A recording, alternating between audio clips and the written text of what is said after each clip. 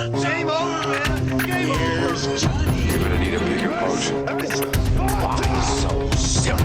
Roll out. I am Iron Man. This is a tasty burger.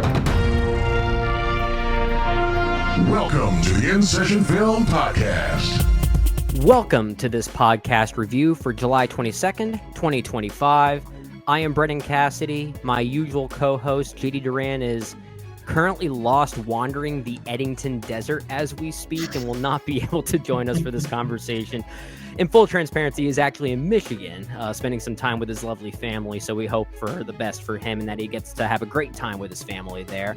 But I'm excited to be joined by one of our great writers over at InSessionFilm.com, as well as one of our most frequent podcast contributors as of late, Shaurya Chawla. Thanks again for being here, man. Happy to be here again, man. Thanks so much for having me. Yeah, this is your third time on the podcast this year, if I'm not mistaken. I know we first got together, just you and me, for The Electric State, which was... I loved our conversation, I think, because there's a lot about that movie I don't remember. and I think that's, fair given the context of that movie. But we also had you on for Thunderbolts just a few weeks after that. So thankfully, we made up for that after talking about The Electric State. We at least got to move in the right direction. Absolutely. Yeah. I guess it only makes sense to now tackle something as wildly divisive as Eddington, which is nothing like those two other films. So if nothing else, you're helping us cover the gamut here. So thanks a lot for that. Really appreciate you being here. Yeah, I'm building a range for myself with this, which is what you can ask for, right? That's the job of a critic, right? It's to like it all and embrace it all. It really is. And I am really looking forward to this conversation on Eddington. I have no idea where this conversation is going to go. I think that's exciting. This is a film written and directed by Ari Aster. It is his fourth feature-length film, following up his ambitious and divisive epic Beau is Afraid from 2023.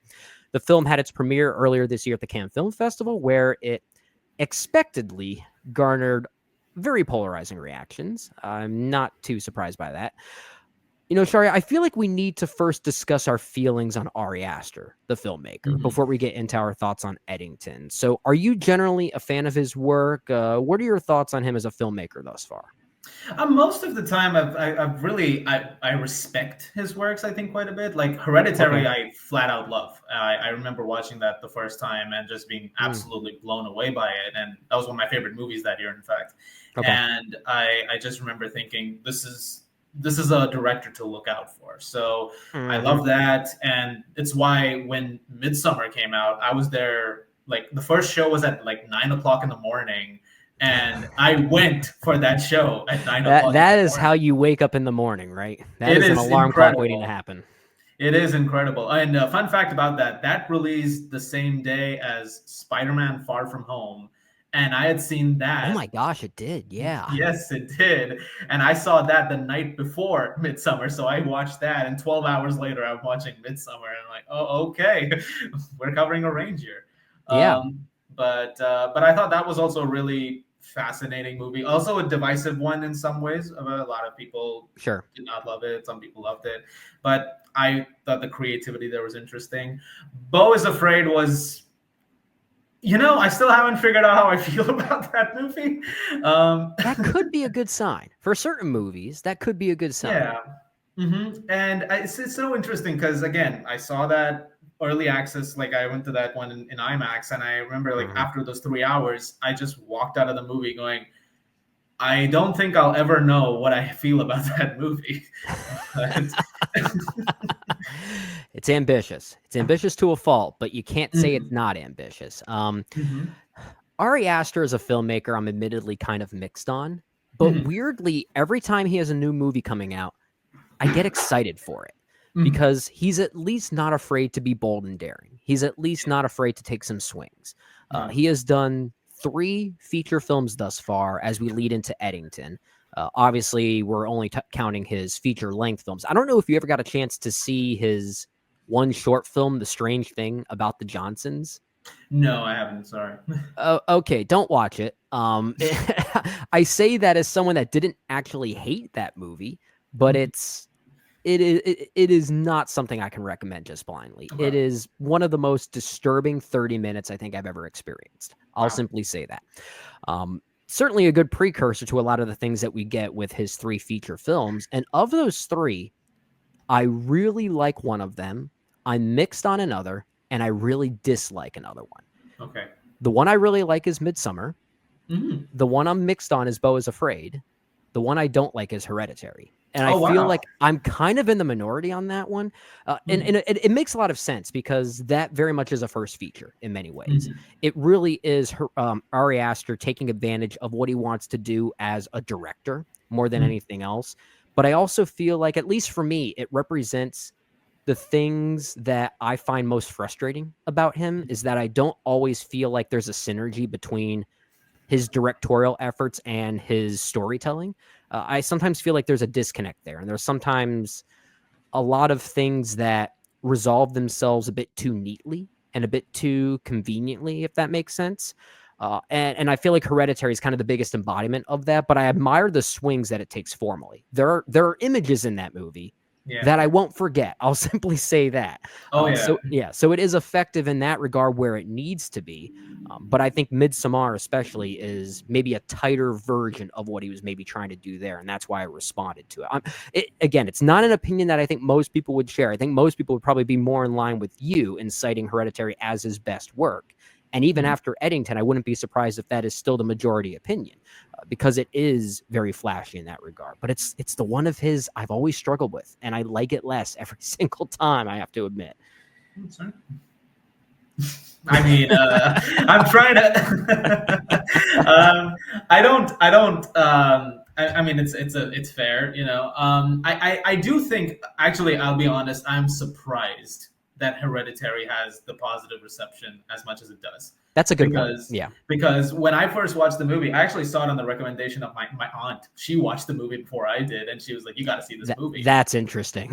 Yeah, it is a wild one, and I got that recommendation, and then my mom, who's a big horror fan, wanted to go see it, which is not the movie you watch with your mother. Yeah. But No. yeah, no, and I watched it with her, but I think. But what I think is so interesting is, like, when the movie was done, I remember looking up online, like, you know, Rotten Tomatoes and stuff like that, had like a 90% or something. I'm shocked that it has, like, Yeah. Well, and I'm kind of shocked too. Maybe at the time not so much, but certainly nowadays I still feel like it has a bit of a following that kind of surprises me, because a lot of A24 purists out there probably see that movie as the one that broke A24 in some ways, at least sort of created this mentality about A24 and horror movies, especially, and what that kind of means. And I don't mean that as a bad thing. In fact, I'm someone that actively pushes against the criticism of A24 trauma horror, if you want to call it that. Right. But I feel like that narrative, that very cynical and narrow-minded narrative, sort of really got louder after Hereditary came out. And at least I feel like I noticed that, at least in my bubble. It could be a very small bubble that I'm willing to admit. And again, that's not a reason why I dismiss that movie. I just think it represents Ari Aster in a way where I think he's a great director, but I don't always think he's a great screenwriter, if that makes sense. And I feel like Hereditary is kind of the biggest example of that disparity. Yeah, I can see that. Actually, I think, as far as the cynical nature of things go, I feel like Beau is Afraid is a bit more cynical in a lot of ways. Oh, it very much is. Yeah. Yeah. Yeah. No, I was done. But okay, but yeah, I do agree with that. But the thing with Beau is Afraid is that it's kind of knowingly cynical. It taps into a very cynical side that I feel like Ari Aster himself is trying to get off his chest, which is, in a weird way, why I kind of respect that movie, even if I don't necessarily enjoy it. I think the first 30 to 45 minutes of Beau is Afraid is kind of great. I love what it sets itself up as. When it starts to become a bit of a Charlie Kaufman riff, it kind of loses me a little bit at times, but I do admire the swings that it often takes. It's weird, because as much as I think I'm higher on Beau is Afraid than I am Hereditary, I think I'd rather watch Hereditary, just given some of the individual pockets of that movie. There are individual scenes in that movie that are so effective, I can't outright dismiss it. But I think it doesn't necessarily work as a movie all the time, if that makes sense. Fair enough. Yeah. But again, that's the beauty of Ari Aster, because I feel like in 10 or 15 years, we're going to have a really interesting conversation about his filmography. I feel like he's going to have at least 5 or 6 more films under his belt in about 10 more years. He's been churning out films rather quickly, and his films are not easy. They're lengthy, they're ambitious, they're deep, they're dense. And Eddington is no exception. So let's go ahead and move on to this one. Once again, written and directed by Ari Aster. It stars Joaquin Phoenix, Pedro Pascal, Emma Stone, kind of. Austin Butler, kind of. they're in this movie, but they're not really in this movie, at least not in the extent that the marketing seems to suggest, which we might talk about.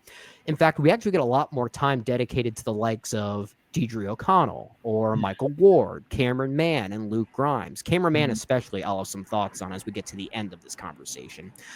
The film takes place in May of 2020 during the onset of the COVID-19 pandemic, where a standoff ensues between a small-town sheriff and its mayor that then sparks a powder keg as neighbor is pitted against neighbor in the town of Eddington, New Mexico. All right, Shaurya, let's toss it back over to you. After our thoughts on Ari Aster specifically, how does Eddington continue that trend? What do you think about this one? Great answer. One of our co-writers on the team, Max, I watched this movie with him, and when we were asked this question after the screening, that's exactly what we did for 5 minutes. We just laughed. We had.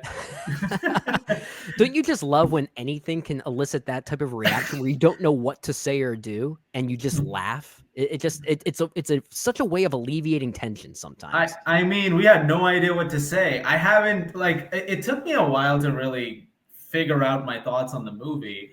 But I think again, this is another case of I understand why there would be so much division over this, because I saw that was another case of when I saw the reviews. It was like I saw some people giving it all the way up to 5 stars on like Letterboxd and stuff to 1, and it's like this makes sense. I mean, this is every opinion is the right opinion kind of movie. Sure. I'm kind of somewhere in the between of that, where there's a lot of stuff I do quite like about the movie and some of the very crazy swings that it takes. There's also some swings where I feel like it tries to do more than its grasp, I guess, and makes sense. And it kind of falters in those areas, because it's something that you would kind of expect, unfortunately, because May of 2020, when you really look back on that moment of time right now, what wasn't happening? It was.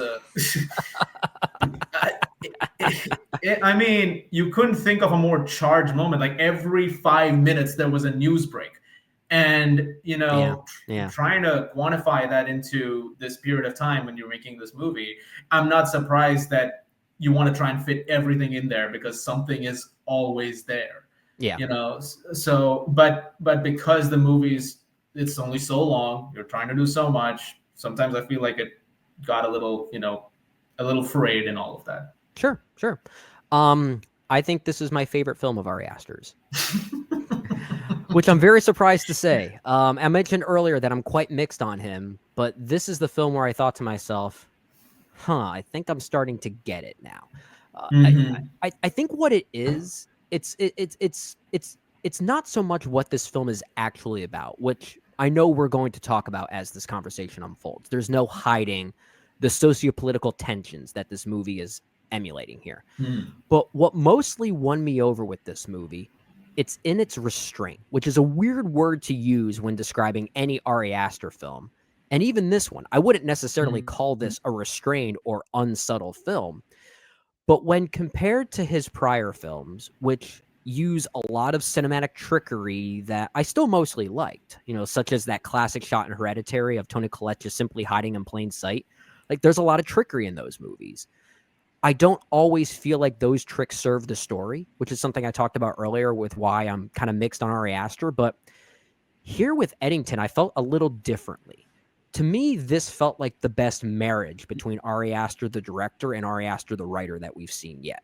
I think this might be my favorite script of his because it feels more like the script is trying to play a part in this narrative and actually deliver something with some purpose. And, maybe that also has something to do with the fact that this film is not being shot by Aster's usual cinematographer. He's working with the great Darius Kanji this time around rather than Pavel Pogorzelski. And the overall vibe of the film feels a little bit different when compared to Aster's previous outings. It's still a very flashy film, but the camera moves differently here. It flows with more purpose. It feels more in line with what the narrative is doing and where it's going. It almost feels more storyboarded, if that makes sense. Yeah, it does. And I didn't quite feel that disconnect between direction and story as I have with his previous work. So it's kind of interesting. I feel like at this point, Aster's career thus far has felt like that of an artist slowly discovering his voice. And with Eddington, I felt more of a unique and singular voice here, more so than I have from him before, which is what I liked. So if anything, the thing that I'm responding to more is maybe some of the more formal and aesthetic choices that I really liked here. Even despite still being a very flashy movie, it's flashy in a more controlled way.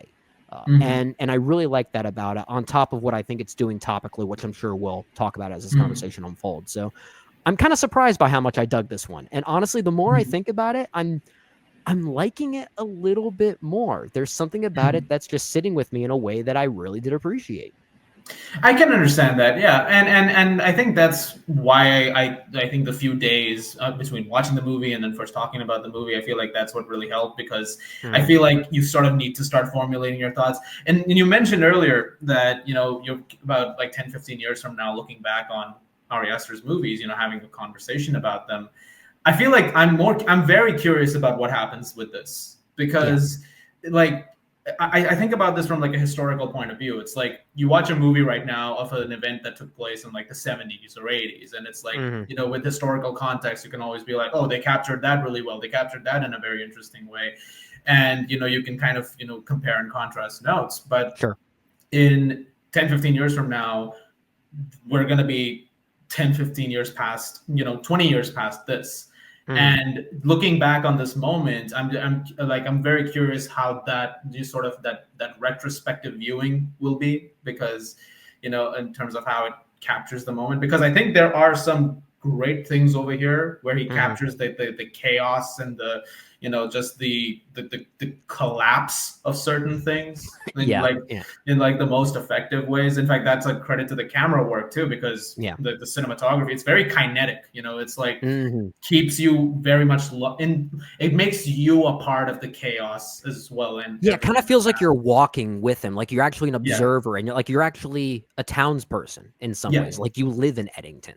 Yeah, like even early on when there's that it's been the clip that's been shown quite a bit of Joe Cross and Ted Garcia having that argument on the street, that 6 feet gap. 6 feet, yeah. Love that. Love that as a Western standoff, but now you have the literal 6 feet to separate you, given the context of what's going on. It's a really funny gag. They did it really well, but it's also so cool because it's like you feel like you're just a bystander on the street who just happens to look to the right, and you're like, these guys are arguing. Like, it's just that's a good point. It really feels like you're locked into that moment too, just seeing these two duke it out in that way. Yeah, it is very inviting, which is a weird way to say that, because inviting makes it seem like it's comforting to participate in this, and this film is anything but comfortable. But I'm with you. I do like the way the camera moves. It does almost feel like a participant in this town. And I think sometimes the best Westerns, whether it be a classic Western or a neo-Western, which this very much pitches itself as, they have to do that. The sense of place and the surroundings are very much a star here. And even though I believe Eddington is a fictional town, but there is still a lot of truth here, because Ari Aster himself, I don't think he was born and raised in New Mexico, but he did spend a lot of his childhood here. I think he moved back when he was about 10 years old. And in doing research for this movie, I think he did actually go back and visit New Mexico and interview people that live in some of these small towns, and to get their perspectives as to how they were affected by really all of the events of 2020, and not just the COVID-19 pandemic, but the sociopolitical tensions that came about because of the pandemic. So it's a film that is very heightened in that regard, but I wouldn't say it's disregarding any sort of emotional truth at the same time. There has been a lot of conversation about this movie as to what side it might take, if any at all, which I think is kind of a myopic criticism or even praise for the movie, if I'm being honest. I don't really find this film all that opportunistic or anything like that. Everything here feels purposeful. Aster has called this kind of a mirror in a way, and while it may be the ugliest and most warped mirror imaginable, that doesn't mean there isn't truth in its reflection. Like maybe the conversation is a bit too focused on its politics, as I think it's really suggesting how this sociopolitical backdrop could be a catalyst for people to simply lash out. It's not really a movie. At least I didn't see it as one. I didn't really see it as a quote unquote both sides movie either. In fact, it's really a no sides movie in some ways. It's really just about how 2020 brought out the worst in all of us. You know, it's about the good, the bad, and the ugly, to put it as bluntly as possible, which I like when movies like this could deliver characters in a setting like this, and they can be equally empathetic as they are selfish. And I think we get a lot of that here, which is what makes Joe Cross, played by Joaquin Phoenix, kind of complicated. There's even just given his name, the most literal Christ-like name you can imagine. His name is Joe Cross. I mean, you don't get any more literal than that. Exactly. For those not watching on YouTube, you should go on YouTube and watch what Shaurya is doing. But it does ask a lot of questions in that regard, which I found really intriguing. I don't know if they work, but I found them intriguing nonetheless. Yeah, I mean that's where kind of the flaw that I was mentioning hits, because I don't think that, okay, I also don't think it's taking any sides per se. I don't think that at all. Okay. Do I think that there are some moments where it kind of makes it clear what it feels about certain situations? Yes. I do think in that sense it's pretty, like there's a couple of times with character interactions where it's like a character says something or does something and it's like, okay, that's not right? Like that's objectively not the correct move to make right now. So I feel like in that sense, it does, like it does have some kind of like, you know, a few things to say. There is a pendulum at times, right? Exactly. Yeah, but sometimes it swings in not just, I don't even want to say two directions. It swings in like 17 directions sometimes. Like the way that certain MacGuffins come about, like I forget the name of the homeless man. Is it Lodge? I believe his name is. I'm just guessing. I think that's what his name is. I obviously forgot the actor who plays him, so I can't quite speak to that, so forgive me.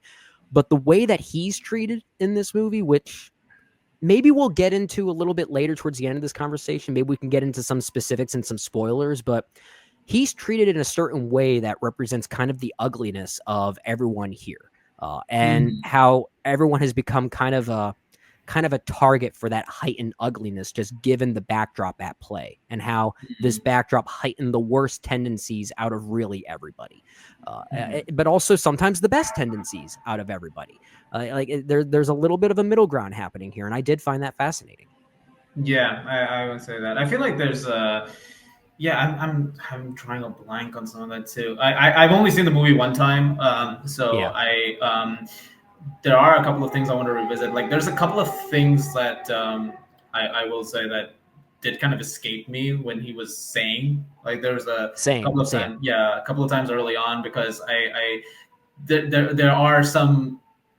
I feel like there's almost like there are a couple of times where it feels a little tongue in cheek, where it's like a direct comment or a parallel to something. Oh, it absolutely is. Yeah. Yeah, and I think in those moments it's like it really does, you know, to your point, add a lot to the ugliness and the nature. Like it's just bubbling up, you know, everything in the town, and it really does feel like that, you know, that pressure cooker moment where it's like it's all gonna blow at some point. It's just this whole town feels like a bomb ready to explode, and in some ways there's not a literal bomb that explodes, but there is something that happens to the town at the very end that was always there and shows its ugly face at a time when we least expect it, I'll simply say. Mhm. We'll get to that in just a second because I do want to talk about the ending of this movie, and I want to get your Mhm. thoughts on that as well.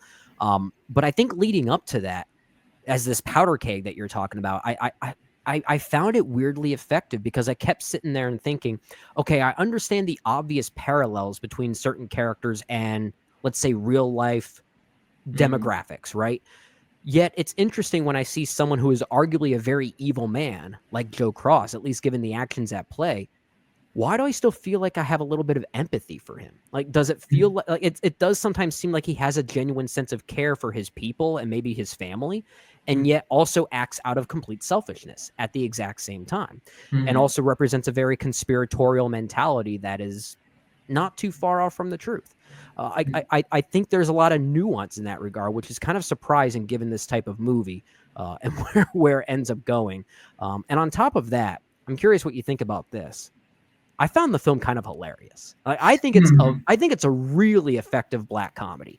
Yeah. It might not be the most obviously funny of his films, Ari Aster's films specifically. I think I laughed more directly at some of the things in Beau is Afraid because it's very direct in that regard. It's very in your face.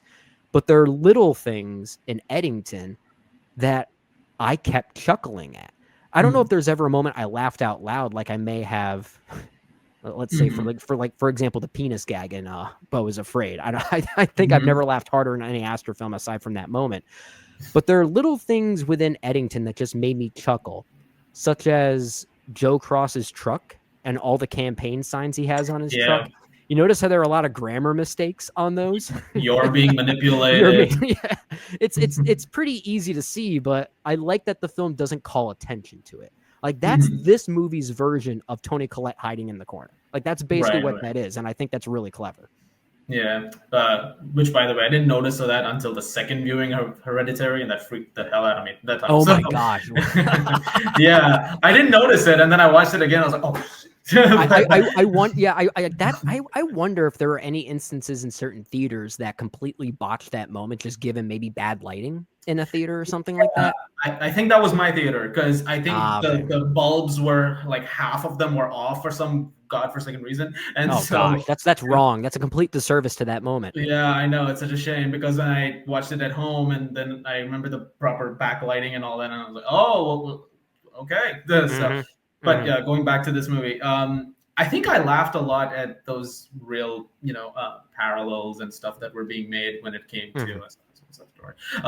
That entire like every now and then a character will say or do something that paralleled or just made a reference to something that was in the news or on social media at the time, Yeah.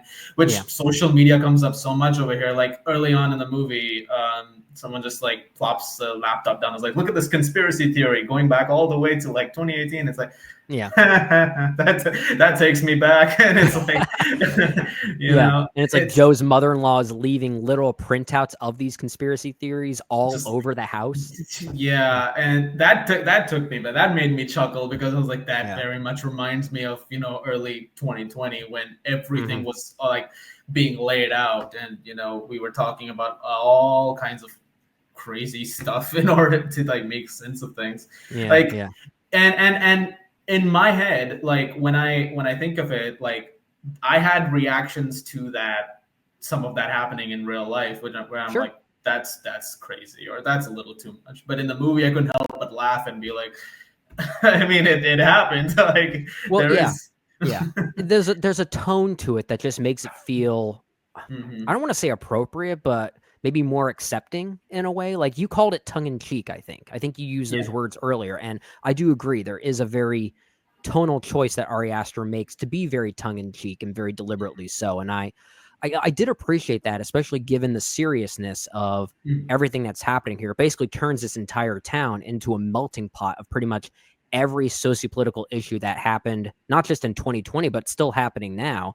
And Mhm. it's really interesting to me to see how all of this happened so fast in this town for a Mhm. town that's basically completely off the beaten path. Yeah. Yeah, and it's I think that's where the Western vibes really ring true for me. Is that it feels very much like a Western. It very much is the American Midwest, quite literally, and yet for how much it feels like the middle of nowhere. I mean, even Joe Cross says we don't have COVID here, and he might be right. He might be right, technically speaking, but everything that surrounds them still finds their way to bleed into it. Like, it still spreads. And I think the way that this film treats its sense of place is very effective in that regard. Before we get to the ending, which I do want to talk about, so I'll make note that we will give some spoilers towards the ending and maybe even highlight a few other things that happen in the movie that are very spoiler-like. Performances. Let's talk about that. What did you think of the performances here, and was there a standout for you among the cast? I thought Joaquin was fantastic, actually. I agree. I think of his recent performances, like this is really up there. I think he did a great job, especially in the back half of the movie when things really start to fly off the handle, and towards the ending in particular. There's this very physical element to it. We'll talk more about in a bit, especially in the towards the end, where I was very impressed with some of the work that he did. I really liked him in it.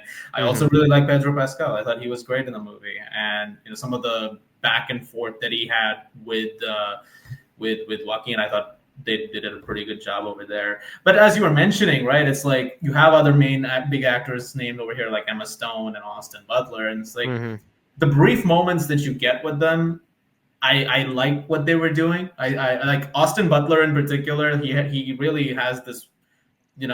He's very limited. Yeah, he's very limited, but he has this way about him that you still want to watch more of it, right? Yeah, and I think that's the point, because the way his character is brought up is kind of like this charismatic, sort of, leader of sorts who's trying to spread a message about something. And it's like, you're listening to him going, wait, I kind of want to hear more of what you're saying right now. Like, what else are you talking about? Even if it's going in a very strange direction.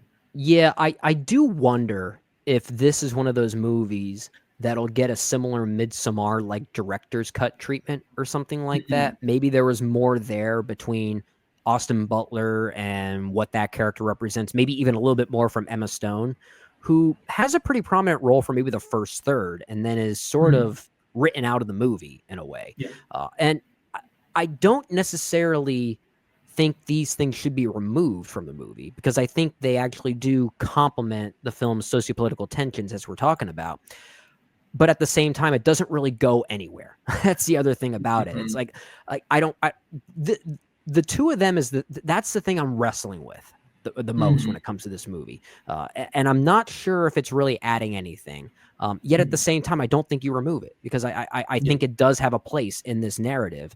And, the whole kind of religiosity of it all, the conspiratorial side of things, I think very much has a place within this narrative. And I think there are a lot of parallels between those characters and Joe Cross in a way, whether they know it or not. They're very conspiratorial in very different ways.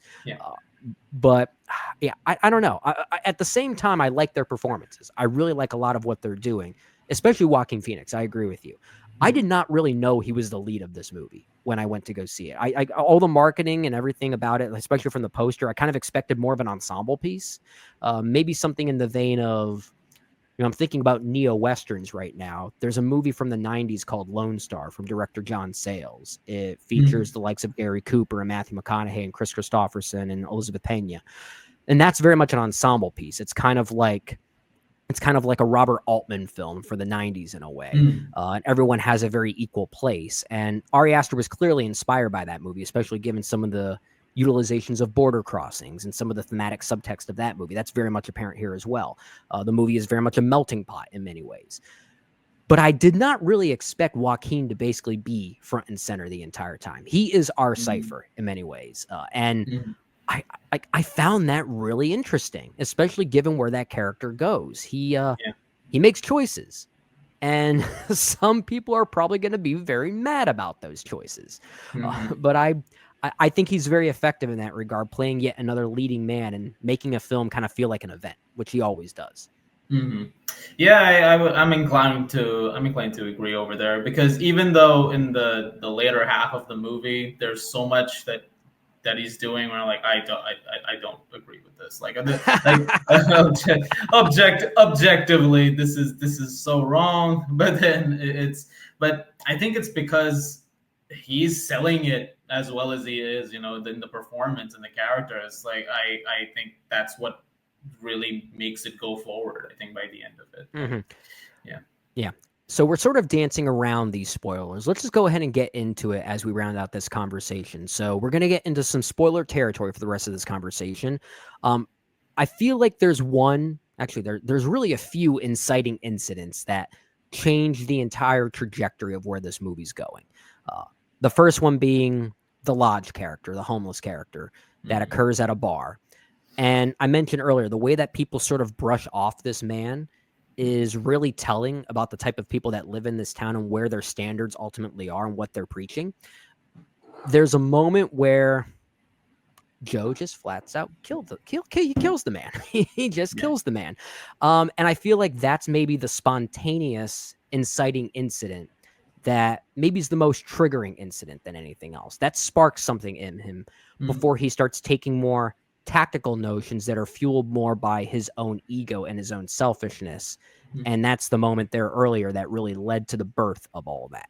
Because after killing Lodge, he then goes ahead and kills Ted, played by Pedro Pascal, and his child, probably because Joe Cross himself is unable to have a child with his wife now. So he thinks, oh, you have this child and I can't, then that's wrong. So I'm gonna do something about that.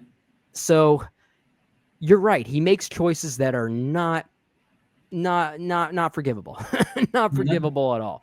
I think we can start there before we lead into where this film actually concludes, which is wildly interesting to me.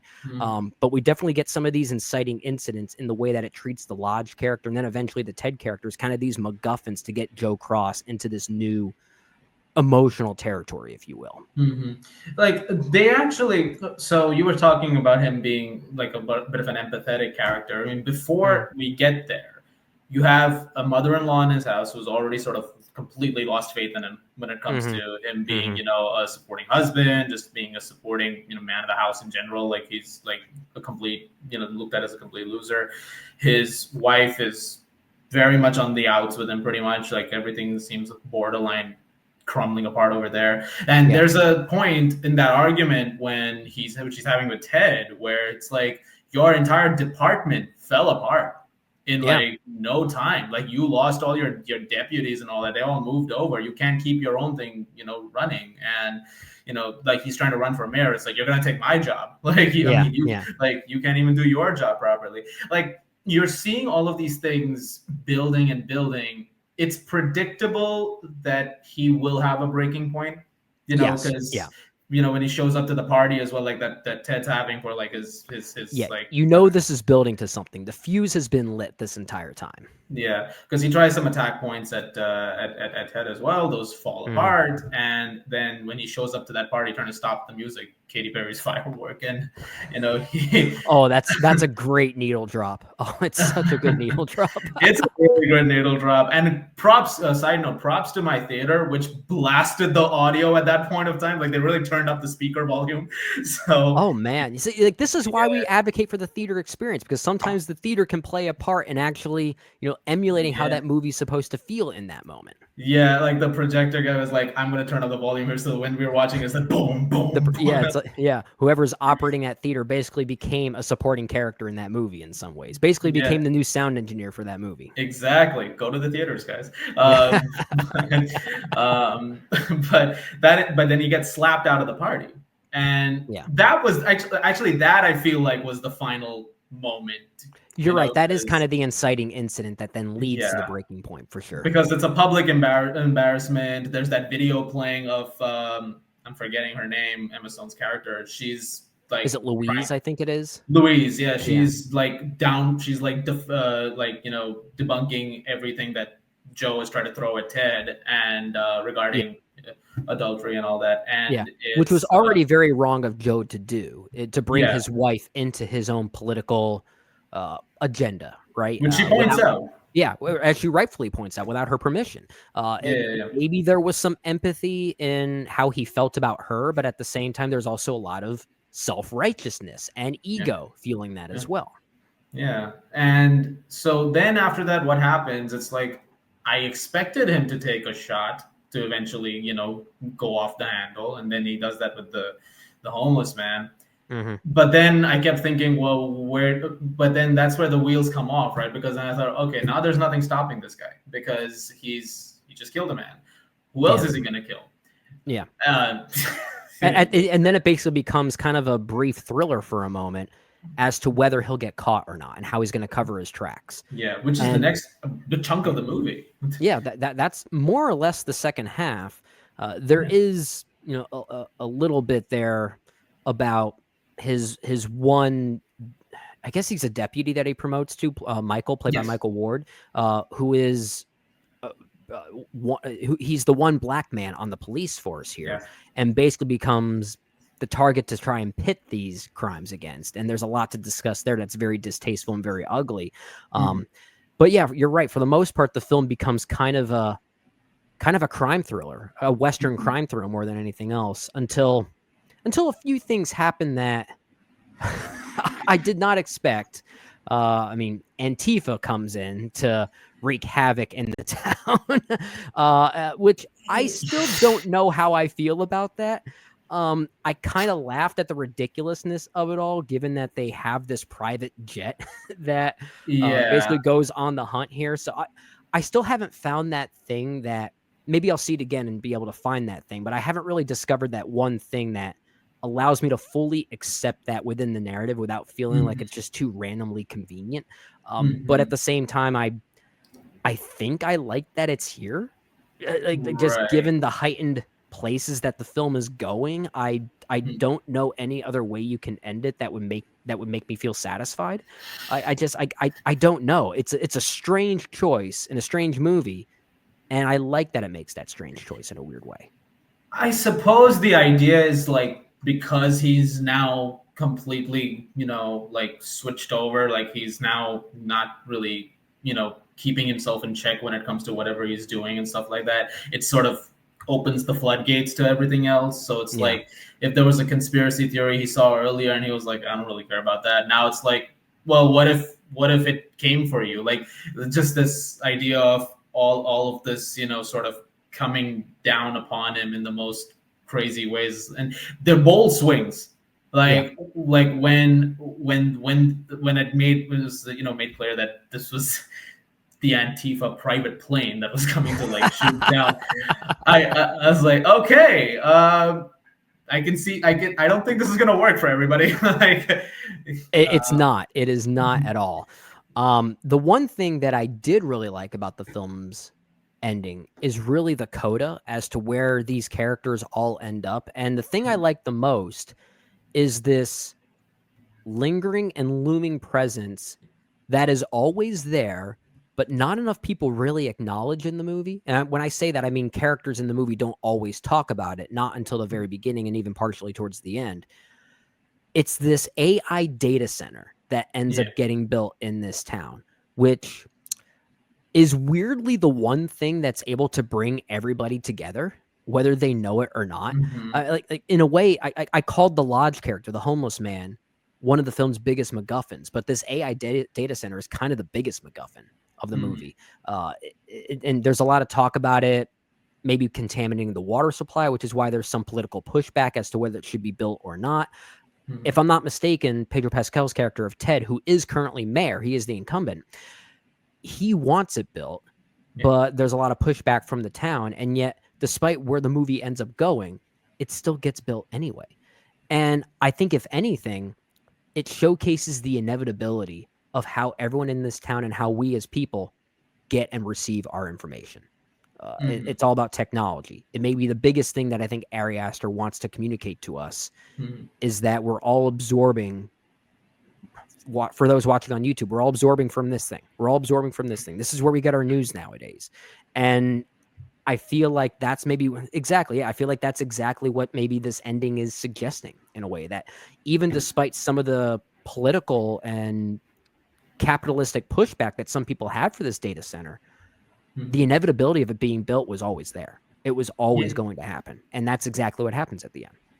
Yeah, I mean, when you look at the entire, like, even the movie up until that point, from the starting on all, like everything seems to be like, we just pointed to our phones. I mean, there's Yeah. so much that you're looking at data when it comes to like information, when it comes to social media and the internet, and so much information grabbed from there. Like, as much as we talk about not calling attention to the signs on the truck, like, you're manipulated and all that.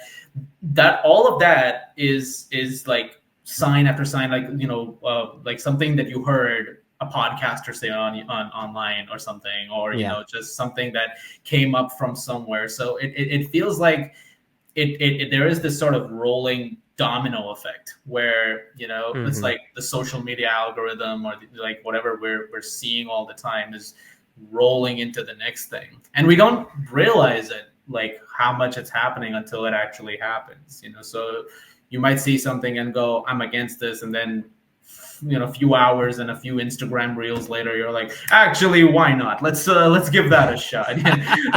So maybe this is the way to go. Maybe this is all accurate. Maybe this is all right. Maybe this is TikTok is now news. This is how I get my news. Yeah. And it happens instantaneously. Like, if you go on Instagram right now and you see one reel or one image of something, and you're like, okay, I scroll past it. The next time you open the app, there's like 500 more pictures of the same thing. Like, it's Big Brother's listening, right? Yeah. We have tailored it to your needs. It's like, I had a buddy some years ago who was at this like picnic party or something like that, and just started taking everybody's phone and yelling Bombas socks into them. And he said, congratulations, in a day you're all going to get ads for Bombas socks. And they all did. They all did. So absolutely, Big Brother is listening. And this is a movie that's very much aware of how much we suffocate ourselves within that technological information, that data dump, if you will. But I did find that really intriguing. Also, I found the conclusion itself, again, really funny. I think the whole movie is very funny, but I think the film makes some choices at the end that are also very funny.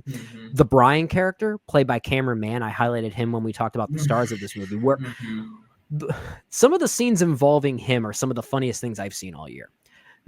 There's a scene with his parents at a dinner table where he's talking about how they essentially, he basically like how he has to learn and how he has to teach his parents about rejecting whiteness.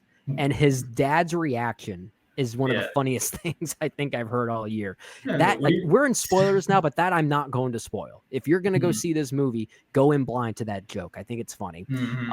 And I also think where his character ends up in the end, sort of the contradiction of him and what he said he was preaching, and then what he ended up becoming the embodiment of. I think that irony is just hilarious. No. So I was just saying, like, it is, and I know who they're trying to parallel with that. Oh, especially, yeah. Like, I will not be naming names, but but I understand what they're trying to do, and that was something that we did laugh at the screening. Well, it's my friend and I, we were just like, who this is, and it's funny. It's funny. Yeah, and I think that's also where I had like one of my issues with the movie was, where I was like, sometimes I feel like these things came up, like especially that contradiction, like towards the pretty much the last second when it comes to his character.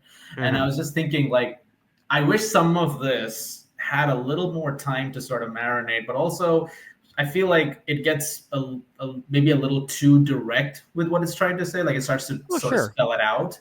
Yeah. Which I get was the point for a while, but then I guess it getting a little more so, like, towards the end, like especially with Michael Ward's character, it's very clear what they're going for, especially with Luke Grimes' character commenting on a lot of it. It's like, yeah.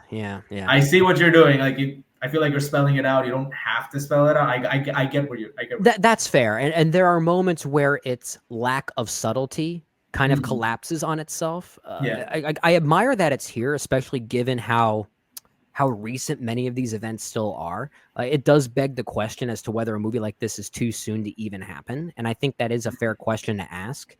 It's an interesting question to ask because there are many other historical movies that happen within 3 or 5 years of their respective historical targets. I mean, All the President's Men, wasn't that like 5 years removed from Watergate or something like that? Like that was still pretty contemporary when compared to those events. So it's not out of the realm of possibility to do something like this. But Yeah, well, you do also run the risk of a movie becoming almost too direct. And in Yeah. situations like that, I do wonder how the film will age, or at least how those individual moments will age. I think the film is actually going to be pretty. I don't think it's going to be. I don't necessarily think it's going to age well, but I think it's going to be a really interesting one when we look back on it, maybe 10 years from now. Or it might. I'm sorry. No, that's all I was going to say.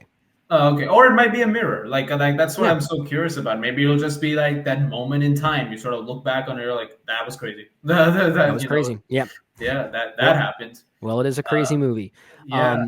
Do you have any final thoughts on Eddington before we round up this conversation? I was just thinking, like you mentioned, 5 years, All the President's Men came out after Watergate.